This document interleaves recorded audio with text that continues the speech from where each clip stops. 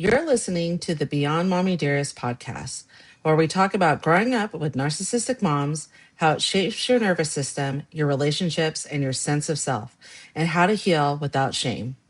I'm your host, Noelani Pearl Hernandez. This episode is sponsored by the Happy Cannabis, body products designed to help you on your healing journey by supporting your nervous system with every application. In today's episode, we're diving deep into narcissism, coercive control, trauma bonds, and the hidden ways emotional abuse impacts both the mind and body.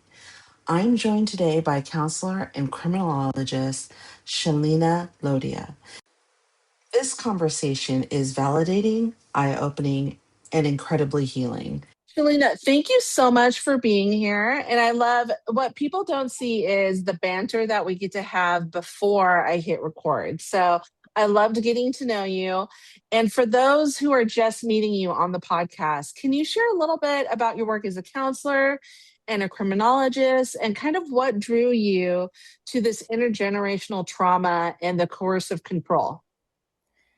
So I work as a counsellor and a criminologist. I'm based in Sydney, Australia, and thank you so much for having me on your podcast.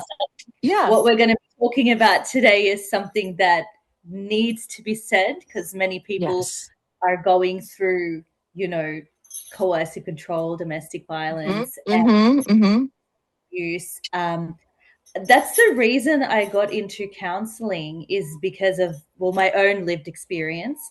My mom went through domestic violence with my dad, and there's many forms of domestic violence that some people aren't aware of, things like immigration abuse and financial abuse. We don't talk about that enough. So that was the reason I started getting into counseling, because I realized a lot of women in my community, I'm Indian, South Asian, they're going through domestic violence and coercive control and all forms of abuse, and they don't realize it. They don't know.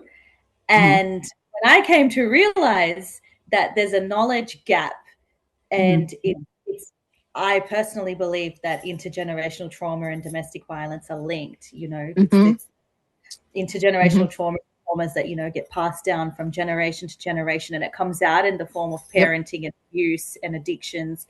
When I realized the connection to that, to domestic violence, I then realized what women in my community were going through, and as a result that led me to doing what I do now, as well as my own lived experience. And criminology was just an interest of the human mind. I'm very curious about why people do what they do and leads them to commit crimes, like killing and raping, murdering. Yeah. Why is my question. I'm always asking that. So I guess that was the reason I chose criminology as my degree. And I guess it intertwines with counseling and violence and domestic violence. And yes, that's pretty much why I do what I do now. But it stems from my lived experience, my mom's lived experience, and what I saw growing up that got me here. It's so interesting that you talk about that, because I know for me, one of the things why we started the podcast was because it was so unspoken. So for you, it's unspoken in the Southeast Asian culture, and for us here in the US, and especially because I'm biracial in the Filipino community, there is this abuse that goes on by mothers that is really prominent. And because there's this idea that, mothers are supposed to be motherly and all these things, when anybody brings up this abuse, it's ignored. And so very similarly, it sounds like we kind of approached where we ended up in our careers, the work that we're doing, the advocacy in that same way. And I appreciate that, because one of the things that my husband and I own our own consulting business, and we're really adamant about in regards to that business is that there's people who look like you at all of the conversations, because if you don't have that, you're not really being you're not creating this belonging and this diversifying the conversation and approaching it in all the different ways. And so for us, that's really, really pertinent. And I think that, your guide, both professionally and with your deep lived experience with your family, is really important. And what it brings to the table is that experience. So, what was the moment where you knew that this needed to be something that you put out in the world, that you needed to make sure that you talked about this? Ooh, I think it wasn't just one moment. I think it's a pattern that I saw that I couldn't ignore. Like, you see the same language come up again and again, that I don't know what's real. Is it me? Mm-hmm, Uh, mm-hmm. Bad. But I feel terrible. And they're not isolated experiences. They're quite systematic. And I realized that people are suffering without a framework to understand narcissism and coercive control and how it exists. Like, people don't understand that. And I think up until recent, people didn't have the language to express that it was coercive control, because sometimes Mm-hmm, it doesn't. mm-hmm. So many layers, and it's hard to understand when you've got harm, but you also have love going on at the same time. You've got, like, Right. right, narcissism can be shown through, like, they'll be your partners will be like loving and caring and kind, but at the Yeah, same that time, love bombing. Yeah. yeah, Yeah. for me, Yeah. then they're like manipulative.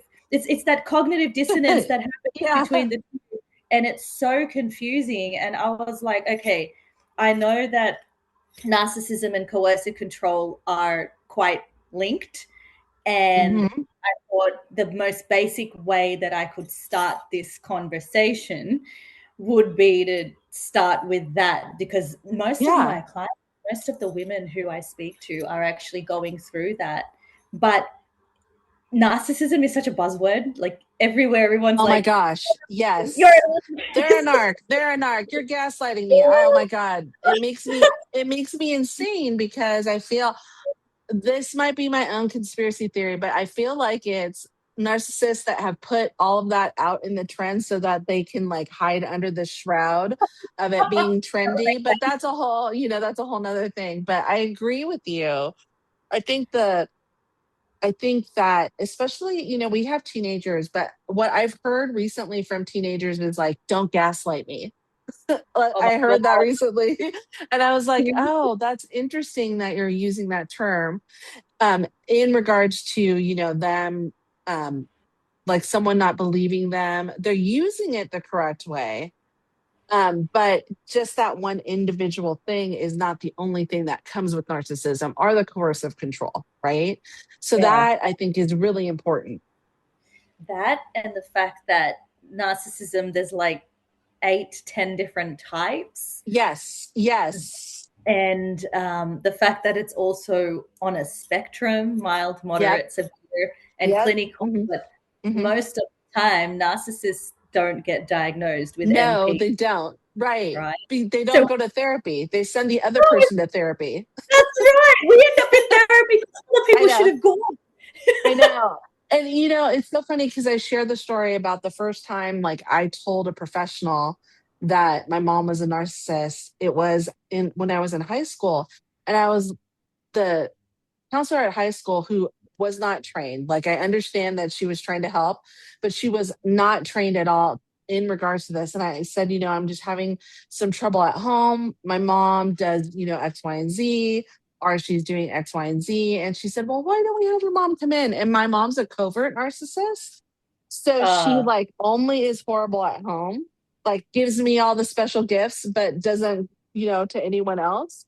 And so she came in and she's like, "Oh no, honey, I don't do that." I was like, "Are you fucking kidding me?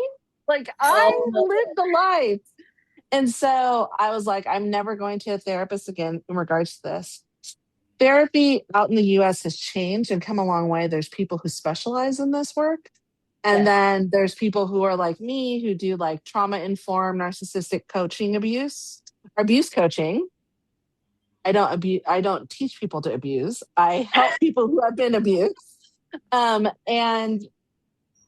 that really comes from the space of what do we need to do to like gain clarity over this stuff?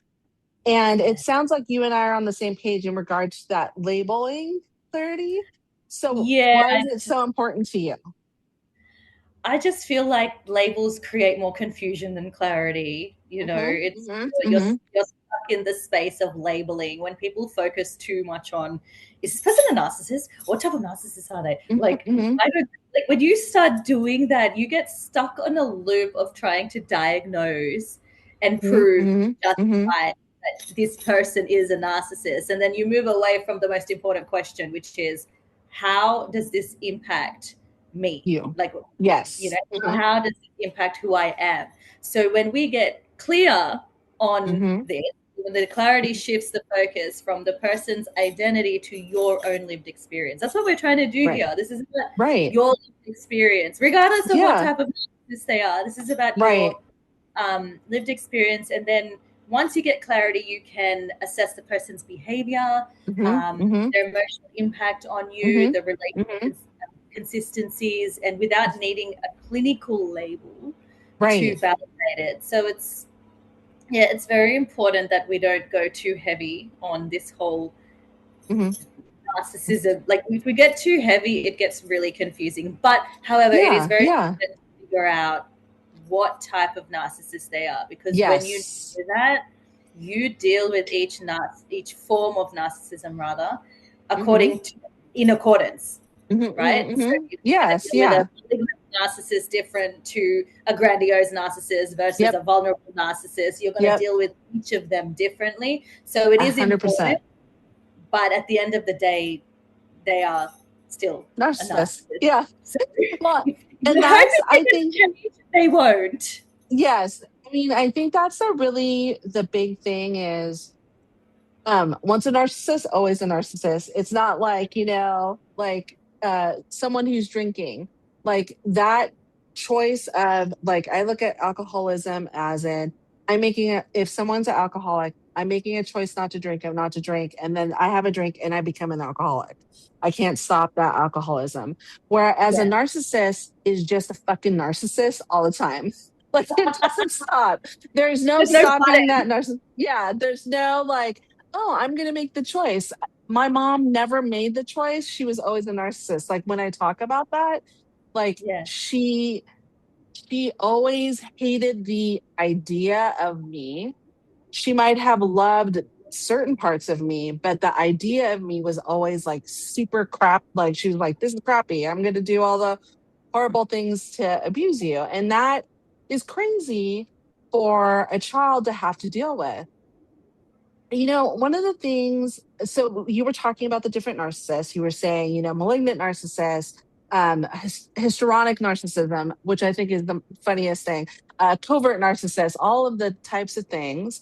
And one of the things that I heard you also say that was really grounding is that it exists on a spectrum, right? So can you kind of walk us through that in a way that people can like understand, okay, what does that mean? Well, narcissism, people understand that to be like some sort of a fixed identity, that's it. They're a narcissist, that is it. But as it exists on a spectrum. So on one end you'll have like healthy narcissism, or as I like to just say, mild narcissism. I think normal people aren't narcissists. So I don't know if I agree with the term healthy narcissist, but some people label it that. I'm not sure. Personally, I'm like, I don't know. I don't. But you've got you and I are in agreement. Yeah, you and I are in agreement in regards to that. Oh, that's good. Sometimes I'm questioning myself. I'm like, like, no, I think that I think there is a sadisticness that comes with narcissism. So you can't be a healthy narcissist. You might have narcissistic tendencies, like maybe you have one or two tendencies from the DSM-5, but you're not a full-blown narcissist. A full-blown narcissist is not healthy. Like, you and I are there. We're there on the same thing. Good.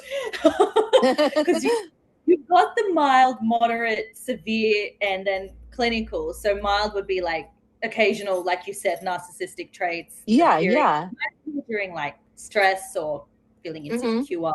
They might show up, and they're more situational rather than consistent. It's more flexible. but then you've got moderate, which is more persistent in the patterns, pattern, more to do with your own self-focus, defensiveness, lack of accountability, emotional invalidation, and those sort of create like a ongoing relational strain or confusion or emotional distress.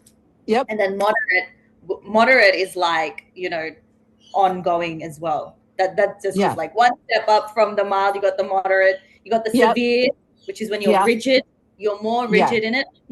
I think those are the forms of narcissism that are very detrimental. So you've got the severe, which is rigid, entrenched patterns of behavior they significantly impact your relationships, and that's manipulation. That's the complete lack of empathy and regard. A lot of control, exploitation over time. And then clinical, if you're lucky enough that the person you're with is a narcissist and goes to therapy, now we've got a clinical diagnosis here, which is rarely, but when it does, it's like, oh, we can really officially label this. Well, and I think what I want to say in regards to that is the reason why narcissists so rarely get diagnosed and go to therapy is because they think it's not me. There's nothing wrong with me. It's the other person. And that I think is a real important thing, because a lot, I admin a group of like just over 7,000 women who are saying that they are daughters of covert narcissists. And a question that we get probably, I would say every couple of weeks is, hey, I did X, Y, and Z. Am I a narcissist? And our response always is, if you're asking, you're not a narcissist. Like if you're concerned about it, you're not a narcissist. You might have tendencies. And I think that is, especially as a child who grows up in that kind of space, there are certain tendencies that you might get or you might display, but it doesn't mean that you're a narcissist. A narcissist never changes. No, and they don't admit that they're wrong, which is why they don't end up in therapy. Like when is a narcissist like, I have a problem and I'm wrong, and you'll never get that. This is why they're never in therapy, and this is why you think you're crazy. Like, yes, exactly. They're like, no, you're the problem, not me. That's project everything onto you, and I'm the innocent, you know, not guilty. So this is why it goes undiagnosed, and they don't get help, because narcissists have a false sense of ego. They've got a false their reality is created with a false sense of their heightened ego. So they go to therapy, their ego gets broken. Why? I'm smarter than the therapist. That's usually, I can trick the therapist into believing that I'm not a narcissist. And, you know, I think that is a really important thing, because when we talk when you talk about that coercive control as a form of that DV that always isn't obvious, like the coercive control is a tactic that narcissists often use. So can you talk a little bit about like what are some of those subtle ways that coercive control shows up, so that someone who might be in this situation might say, you know what, I think that this is happening to me?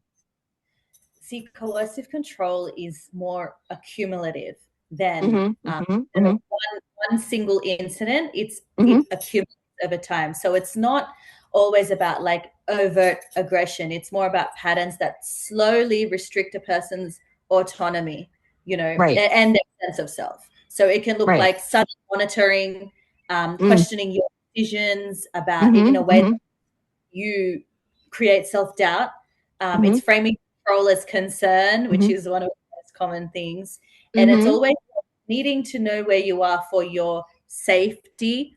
It starts off like that, and it's really minimal, but it accumulates over time. And then it starts showing up as like emotional withdrawal or unpredictable reactions, or creating an environment where you have to manage their mood.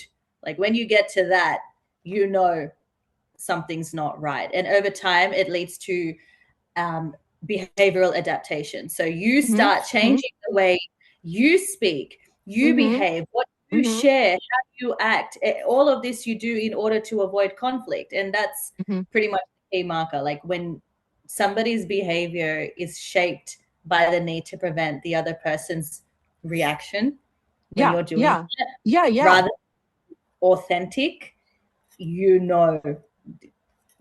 something's not right here. Something's wrong. You have to change your self, because it should not be like this. You should be free, not trapped. This is not free. This is you being trapped. And it's confusing because the narcissist sometimes shows you the love and the care and the concern. Then you're fighting that because it's becoming too much. So it's all about the context and where, who, what, when, where, why, and how. Like, when is this happening? How is it happening? Why is it happening? But it's, like I said, it's accumulative. It happens over time. This is why it goes unnoticed for a while. Often. Because, well, and I think that that's a really important thing, because like for me personally, I never felt comfortable in my own skin. And I would even say that, and I'm going to knock on wood, that because I'm testing fate here, that if my mom was to show up at my door now, and she doesn't know where I live, she doesn't have my address, doesn't know any of that, in order to keep me safe. But if she were to, that I would immediately stop acting the way that I do now. That self-confidence would start to crumble. Like I'm very goofy. Like I'm super, like I'm just goofy. All of that would go away, because that was not something, because the attention was drawn from her. That wasn't something that she particularly liked. And I think that is also very similarly, that's mixed with that love, because she would act like, oh, well, don't do that because people might not like you. And then what I learned going out in the real world is that people did like that part of my personality. And you talk about how this harm and love is mixed together, right? And it creates a push and a pull dynamic. Can you talk a little bit about how that might impact someone's ability to trust themselves? Well, care and concern is not inherently harmful, but it depends on the context and the frequency and the underlying intent that ends up shifting the meaning. So checking on a partner can be very caring.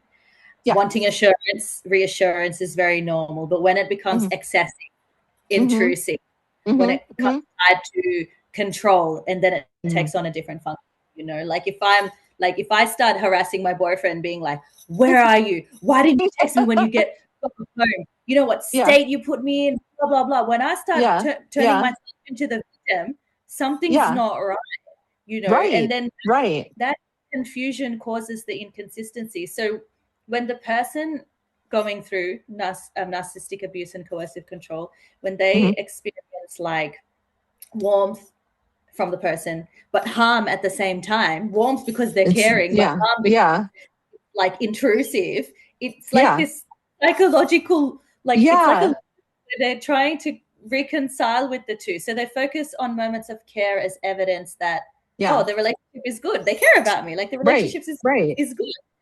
But then they minimize the impact of how the control is and the intrusiveness is taking over. And it's also because the fact that coercive control starts very like internally. Subtle.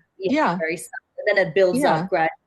So sometimes it makes it harder to figure out when the dynamic has shifted from normal to intrusive because of how confusing it can be. But absolutely. I mean, normally a person, my partner tells me, text me when you're home. If I forget, he's not going to get angry at me and start and do this, it'll be like, oh, okay, I'm glad you're home. But somebody with these narcissistic tendencies are going to be like, I was Where worried. were you? Where were you? What happened? Me. It's all about me. Like, I'm so concerned. It gets to a point of it's a lot. Feeling like, it's so overwhelming. So we just did an interview and we released a podcast with the producers of I Love You, My Narcissist, which is it's a documentary, but also slash fiction, where it goes through and like Dr. Romani's in it, Carrie McAvoy's in it. There's all these different therapists and psychologists that are in it. But then the fiction part is these relationships. And so it shows like a relationship and the power structure. It's actually really interesting. And this coercive control that you're talking about, that subtle buildup of control, is definitely very predominant in both of the relationships that they follow. So I think that this is a really important thing, especially when we talk about like immigration abuse. Like I think about that, and a lot of people who have immigrated to the US. So I'm in the US, you're in Australia, but people who have immigrated to the US, and I mean, the immigration abuse is going on right now throughout our whole country. So that like coercive control is something that is damaging. You're dealing with someone's like foundation when you're talking about immigration abuse or financial abuse. Yeah, absolutely. You are. You know, for someone who's feeling constantly confused, either in a romantic relationship or a parental relationship, what might their body already know if their mind is still questioning it? Your body keeps the score. Yes. Yeah. Honestly, it's the first thing that comes to my mind. Your body keeps the score. So, you know, your body sort of already knows and registers what your mind is still trying to figure out, I think. Right. Right. And in your body, you will feel like unease, or your chest tightening, or difficulty relaxing, insomnia, maybe eating too much, not eating enough, feeling on edge. Even in moments where things are calm, you know, your body's still in that hyper state. So there's like a underlying tension because you're just not feeling at ease. But then because your nervous system, it's sort of tackling patterns, not just isolated. Right. It's not like a one-off thing that has happened. This is a over time, constant, gradual thing. So it picks up on inconsistencies and unpredictability, even emotional threat. Your body knows. Right. Your body knows. You know, so one of the books I have back here is The Myth of Normal by Gabor Mate. And he talks about what trauma does to your body. And I can speak from like a very like real place. And hopefully this makes, hopefully our listeners get a little laugh about this. But often after my podcast, I have a little tummy ache because we're dealing with traumas that were really, really pertinent to me. And so my tummy will start to hurt because of that. And I think that, you know, we've had other guests on that talked about intuition or various things. And like you said, the body keeps the score. You know, it's not just a book, it's also like a real thing. And, you know, we talk about ACEs, the adverse childhood experiences, and like my score is through the roof regards to that. And so your body remembers that. And if it's intergenerational, like you said, then that DNA travels from me to my daughter. I mean, one of the things that I think, our bodies are amazing things. And all of my eggs came from my mom. All of my daughter's eggs like were inside me as she was growing as a baby. And so that DNA and that trauma are something that it passes down. So whether it's like that urgency or like anxiousness, like I was talking to my daughter the other day and I said something, like I was asking her a bunch of questions like and like rapidly, like on text. And she's all, Mom, I'm working. I was like, oh, sorry. I said, so sorry. You know, I'm just getting information. We were doing something. And she said, and I said, I'm just a little anxious. I'm trying to get some info. And she's like, oh, I said, sorry. And she's all, you've always been really anxious. I'm all, what are you talking about? And she's got an anxiety disorder. And it was very interesting for me to hear that from her. And I was like, what are you talking about? Because I don't think, and I don't know what it was like for you, but my generation, because I'm actually a lot older than you are, I think. So my generation, you know, we weren't allowed to be anxious or to, you know, any of those things. And so it was an interesting thing for me to hear from her. You know, one of the things that I wanted to talk to you about was how these dynamics are really destabilizing when someone's internal sense of reality is confused. So what does that actually feel like from the inside out? Like what might, we kind of briefly touched on it, the body keeping score, but what might someone in a familial or a romantic relationship start to feel? I was just going to add to the point before, sometimes we have unexplained pains, like shoulder pain, pain. I sometimes get really bad, like shoulder pain and lower back pain. And sometimes you can't explain it. And you're like, where is this coming from? It's because your body keeps the score. So your trauma is stored in your body and it comes out in different parts of your body. Yes. In forms of pains that may be unexplainable, but really it is the trauma. So so that's very important to, sometimes you think, I didn't do anything. Why is my back hurting? It's that. Yeah. Like what happened? And maybe that might answer your question, like of are you in a terrible relationship right now? Or right. Are you, right. Something like that. And that might answer where pains are coming from. Yeah. Yeah. But to answer your question on how it can destabilize a person's sense of reality, well, it constantly feels like you're living in a state of second guessing. You're always second guessing everything. You might replay questions. You question your memory. You feel unsure about what actually happened versus what you've been told that happened. There's a mental fog. Sometimes people end up with mental fog and they can't land a solid understanding of their own experience. Emotionally, it can be quite disorienting, very exhausting. There's a push to try and make sense of things, to find clarity. Every time you think you're getting closer, something shifts and you're not able to get it. It's like you're chasing. Feels like you're chasing like stability, but you can't find it. Racing it's just hiding. So then it's sort of parts of you feel like something's not right, and then other parts of you are trying to hold on to the relationship and hold on to the good. So you're living in that tension, but your intuition, your gut, it's there for a reason. It's your higher self versus your lower self. Your higher self is always trying to protect you. So when something's telling you to leave, something's not right, that's your I don't know, your inner your higher self, your gut, your intuition. It's telling you something's not right. You don't need to like sometimes you're trying to find proof of it.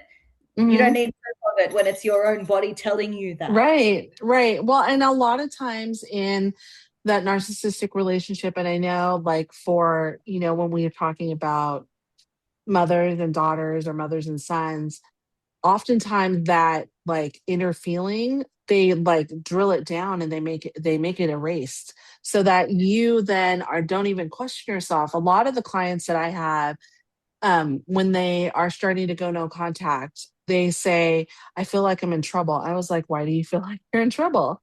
And they will say, oh, well, because I haven't talked to my mom today. I was like, well, you are almost 60 years old. You don't need to talk to your mom every day.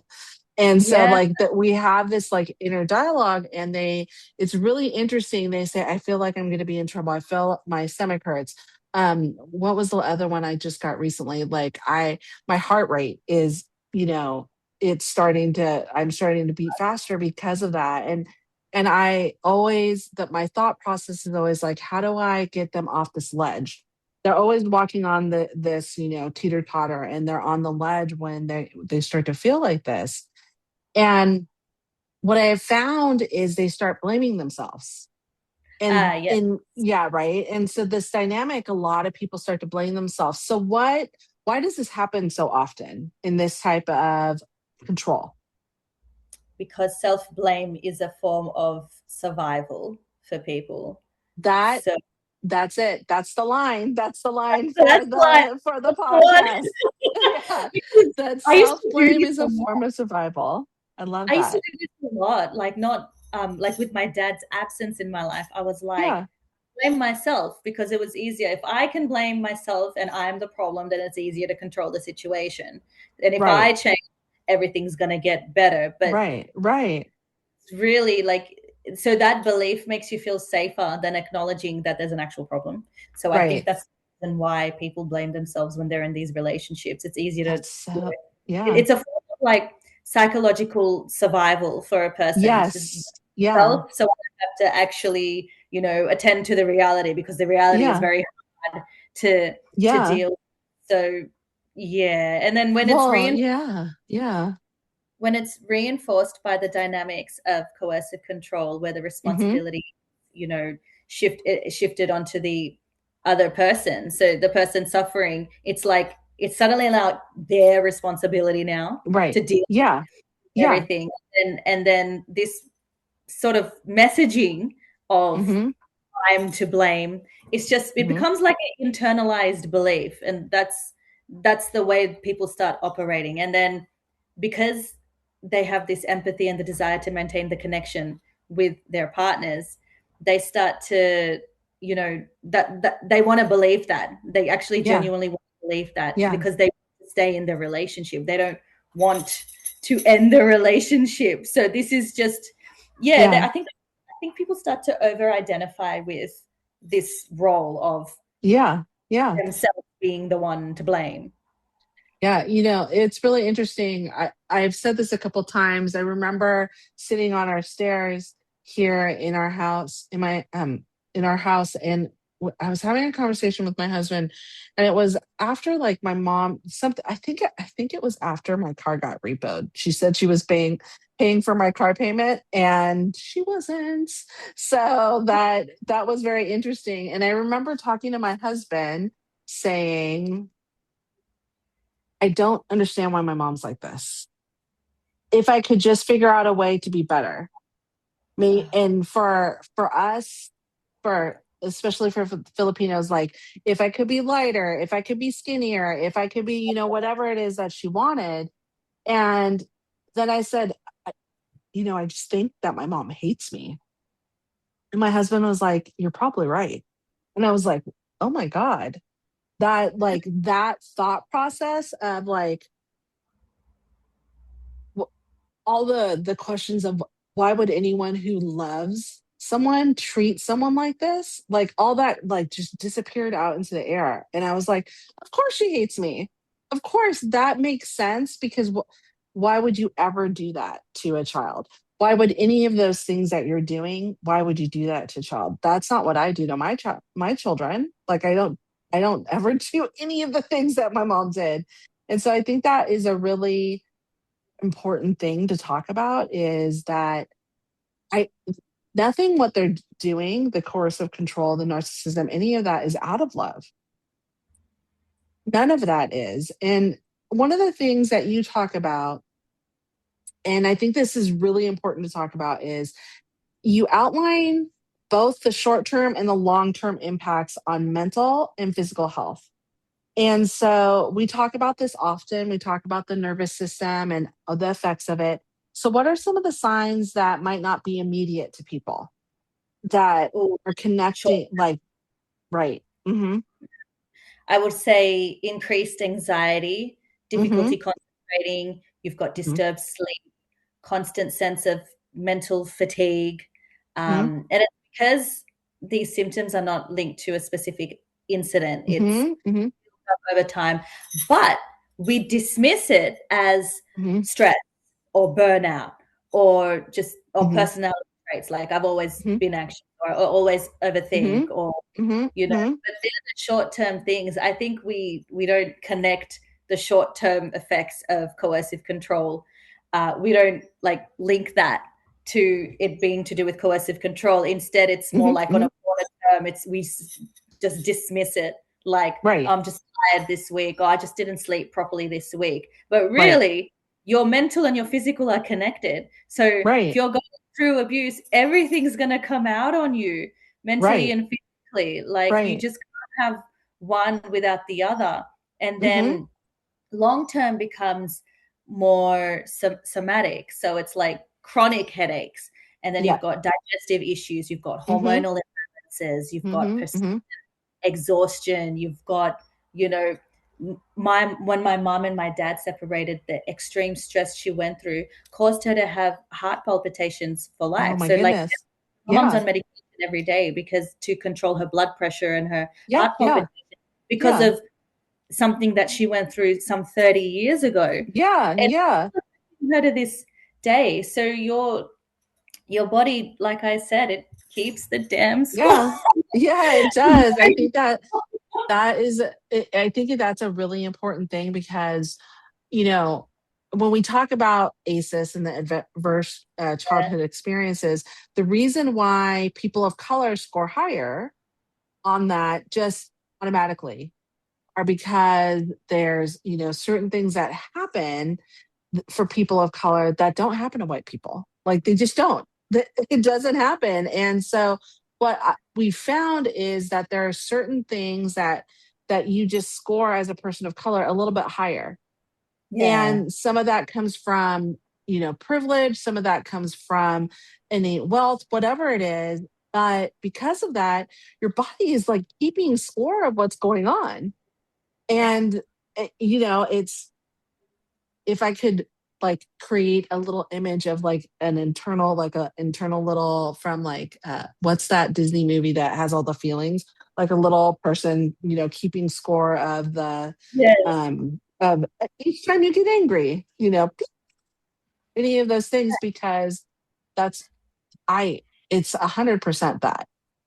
But it's also, you can have digestive issues and nausea, you get stomach pain and heartburn, and then other long-term things are like you face depression or hopelessness.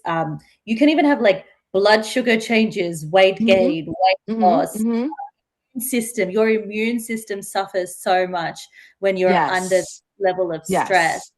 Obviously, then you also end up with complex trauma or PTSD, low worth, shame, self-blame, persistently having self-doubt and confusion, not being able to trust yourself. Like so many things, continue and they just build up in layers. All that. Well, and the thing about it, and I think that is really important, and one of the reasons why I'm doing the podcast is that when people come out on the other side of whether it's the coercive control from a romantic relationship or this narcissistic relationship that they've had with a parent figure, specifically moms, I think that there is like, you can repair yourself from it. I think that's a really an important thing. And one of the things I really appreciate about your focus on that internal validation is that it's kind of that first step, right? So why is this so critical when it comes to healing? Because internal validation is critical because coercive control erodes a person's sense of their own perception because you stop. You really feel like you can't trust yourself. So when a person has been repeatedly questioned or dismissed or made to feel like they're wrong, dumb, small, whatever it is, they begin to outsource their sense of reality. So they'll rely on other people. So they'll rely on friends, on everybody else.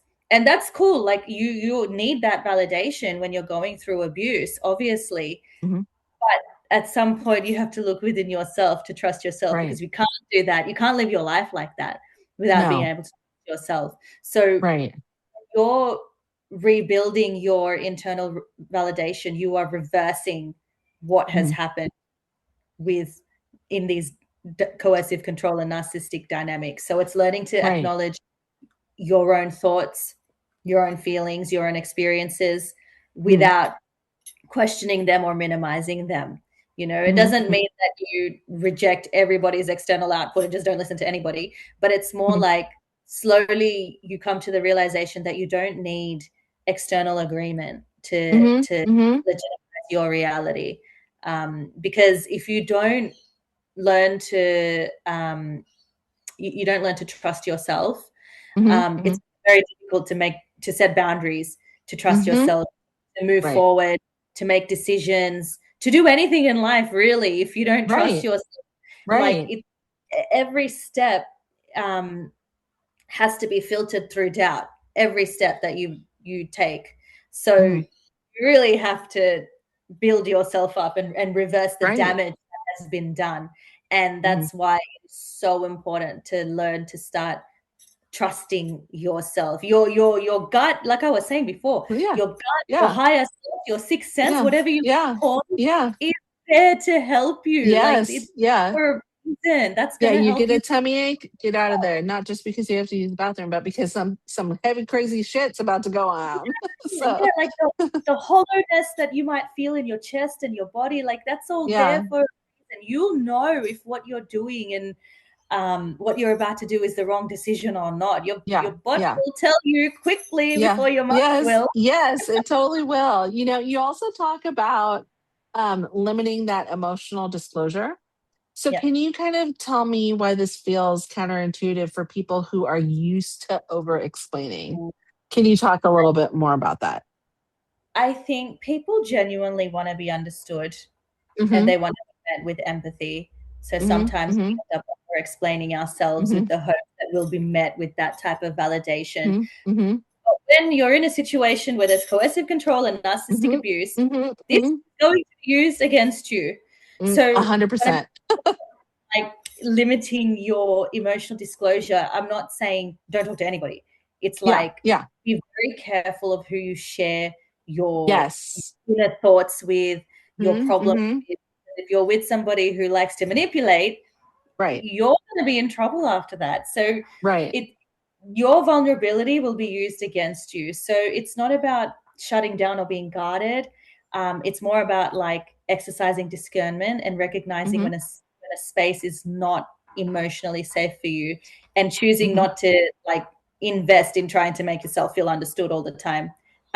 You'd rather turn to a friend who can keep you grounded, a family member, a therapist. Like these are the things.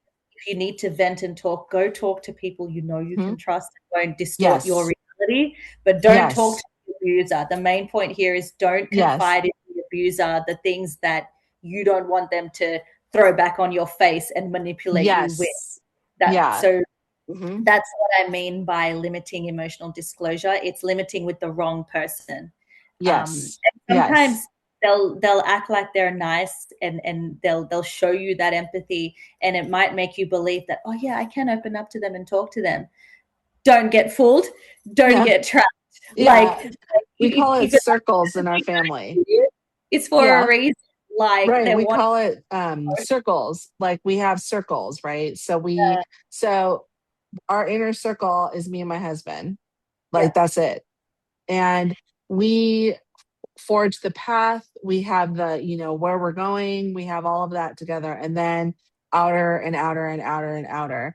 And I think that's a really like another way to explain this, because it's really important that if ever you disclose something emotionally and then it's thrown right back in your face, that is something to be a little bit wary about. And that definitely, when you're talking about narcissists, is something that it's common, right?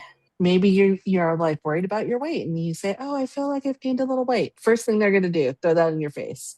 Like that's always the first thing. Whenever I would see my mom, she would be like, oh, you look great, but you look like you gained a little bit of weight. And I'm like, really? Like, is that really what you're going to say? Okay. Like, that's not how you talk to your daughter. Like, come on. Right. It's so, to me, it's so crazy that you would even say that. Like that to me is not something, it's not okay. And terrible. Yeah. You know what? It is terrible. That's terrible. What a freaking bitch. I can't believe she did that. Like we forget. I mean, what is for you, like what do you tell your clients? Like what does starting to rebuild a sense of safety or like rebuild their life within themselves really look like? Like what are some things that you might suggest to a client to say, okay, you are now you're stepping away from this coercive control. It's going to be a little weird. It's going to not feel like it like it normally does. But what would you suggest to them to start rebuilding that sense of self and safety? I would say that it begins with very small but consistent actions that signal to the nervous system that you are now safe. So, I mean, it's just predictable routines. So your body knows it's, from morning till evening, just predictable routines. Setting gentle boundaries, allowing yourself to pause before reacting. So it's all about it's not about changing like dramatically. It's more like slow baby steps, steps, like reinforcement that your internal world is a safe place to be in, and also reconnecting with your own signals. So your emotions, your instincts, your physical responses, and learning to respond to them with care rather than dismissing them.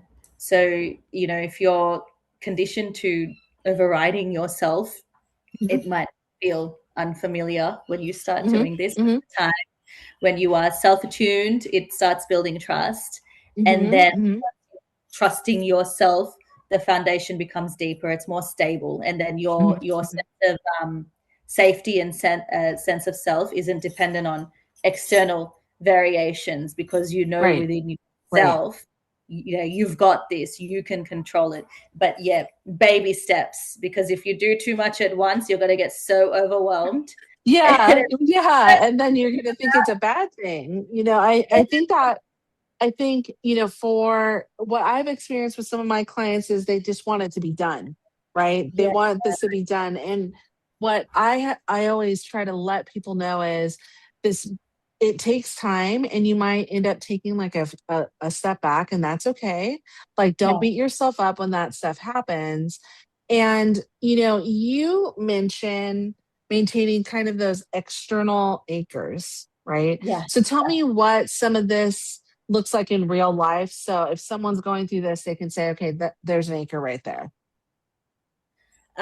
Yes. So external anchors are stable grounding points outside of the relationship that help somebody maintain this perspective and connection to reality. So trusted friendships, therapeutic support, journaling practices, structured routines, all of those things, they serve as a counterbalance to the instability of the dynamics you've been through. So it's like having, one or two people that you can speak to about your experiences without them distorting your reality, or engaging in educational resources to help you name and understand what you're experiencing, like pretty much like my ebook. Interactions can become an anchor. I usually tell people who are going through narcissistic abuse, always journal everything that happened. Like, say you have an argument with them, journal your version of what happened. Journal everything that happened, what was said, who said it, when it happened, where, why. Because if the person tries to distort your reality and your perspective, you go back to your journal and you're like, no, wait a minute, this is what happened. It reinforces, your reality back onto you, and that you're not tripping. Like, it's the other person trying to go crazy. So always document these things. It's really interesting that you bring that up. There's this other woman in Australia, actually, that we're going to be doing an interview with on a podcast, and she created this application called the Herd app. HEARD. And she created it as a result of being in a narcissistic relationship with her partner. And one of the things that it talks about is it has this, like, jot down what happened in like a fight or whatever, so that you remember, okay, this is what it is, because that gaslighting or that, control will start to come out, and then you start to question yourself. And then, but if you write it down, at least okay, that is something that's there. You talk about the acres, and I remember when I first dropped down and went low contact with my mom before the no contact. One of my biggest acres was my daughter, my oldest daughter. She's 30 now, but her being young and my mom starting that process of creating the same type of relationship my mom had with me with her, I was like, nope, that's not happening. I didn't want her to have to experience that. There was some medical abuse that went on with my mom, with me, like the factitious disorder by proxy. That happened, and that was something that she was starting with my daughter. And I was like, no, I'm not okay with. And So that she was definitely that first kind of anchor for me. And then secondly, my husband, when he experienced my mom, something that happened with my mom, and I was like, I know I'm not crazy. You totally saw that, right? And he's like, oh yeah, I did. And so it was like that's something that's really important because oftentimes people who are going through coercive control are that narcissistic abuse, have that. And we are definitely going to have your ebook link in the show notes so people can download it. And anybody who is looking for someone in Australia to work with, we also will put all that information there for them to know too. Because narcissism does not just stay in the US, although some of us who are in the US might think that it's just here because of everything that's going on. Again, a whole nother podcast, but I think that, it's important to know that this is something that's happening all over. Yeah. Whether it's it is in the Philippines, it's in India, it's in Australia, it's in China, it's in Russia, wherever it is. So however we can help those people who are in any of these familiar or romantic relationships, I think it's really important that if they're like, ooh, that sounds like something that's happening to me, download your book, like take a look at it and do those things so that you can figure out what to do. And for someone who might be stuck either in the relationship, stuck in like our work and trying to move forward, what's a small shift that they can make to begin to move themselves back towards themselves and who they actually are? I would say that pausing before trying to correct yourself. So, for example, when you start noticing things like you're saying, oh, maybe I'm overreacting, maybe it's my fault, maybe I'm the one to blame, instead of accepting that thought, instead of that, create some space and then be like, actually, wait, what actually really happened? How did I actually feel? Don't dismiss your feelings and don't try and override it as that, psychological survival of, oh, maybe it's me, self-blame to deal with it. So remove the self-blame and actually experience it for what it is, pausing before trying to correct your thoughts, because you are allowed to feel, your upset. feelings. Yeah. Just to feel. So don't try and stop that and blame yourself by saying, I'm overreacting, it's my fault, I shouldn't have done this, I know. Instead of it, be like, I'm allowed to feel this way. And if somebody else went through what I went through, they also are allowed to feel pain and the hurt. Don't try and stop that, because when you're in a narcissistic and coercive control dynamic relationship, it's easier for you to just start blaming yourself, right? And trying to be like, oh, it's my fault, trying to be the that fixes everything. So unlearning these behaviors. Yes. We are feeling do it. Yes. Feeling the feels. That's an important thing. And for a lot of women who have narcissistic mothers, they have been taught not to feel and to like push their feelings aside. So as we like close up, one of the things that I like to ask my guests is, what's one thing that you would say to someone who is going through this kind of relationship for them to understand and then start to move forward out of that relationship? I would say that I would want you to understand that the impact of what you went through, like, people can't see it, but if people can't see it, it still matters. The visibility matters. Like, the experience matters just as much as the visibility. So, the harm is not defined just by the extremes. It's defined by what it has done to you. So if you're feeling diminished or anxious or disconnected from yourself, if you're unsure of your reality, that is significant. And you don't need to reach a certain threshold of something being bad enough to take experience seriously. It already is bad enough if you're not feeling comfortable in your own skin. Like, if you're not happy, it already is bad enough. It's already bad enough. Yeah.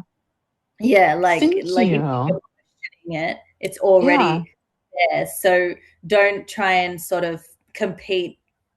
You know, sometimes we compete like, oh, maybe it's not bad. Oh, yeah. Well, like, it was so bad for me. Yep. yeah. You're Yeah. trying to minimize it. But, healing doesn't require proof. You don't need proof No. of Yes. everything that this person did. It requires honesty. You know what this person has done. Yeah. And you're left feeling altered in a way that doesn't align with who you are. And that in itself is enough to pause, to reflect, and begin to understand it more deeply. And, that should be enough for you to be like, okay, I need to make a change in my life. So, I would just say don't minimize your experience, because the magnitude of it is clearly visible by the way that you feel. Yeah, definitely.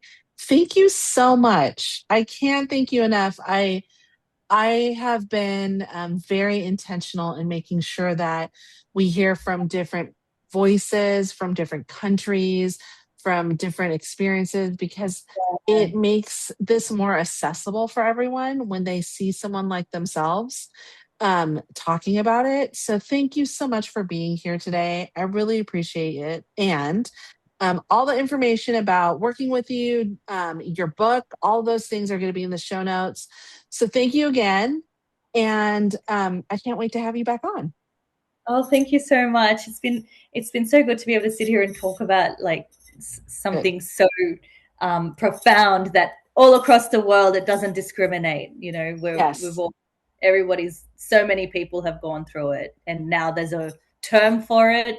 Now you can identify it and find ways to cope that once upon a time did not exist. So platforms like yours didn't exist, we wouldn't be able to reach people. So thank you. Well, it's important. So thank you. And we'll definitely be in contact soon. Looking forward. If today's conversation helped you feel seen, understood, or less alone, please share this episode with someone who may need it.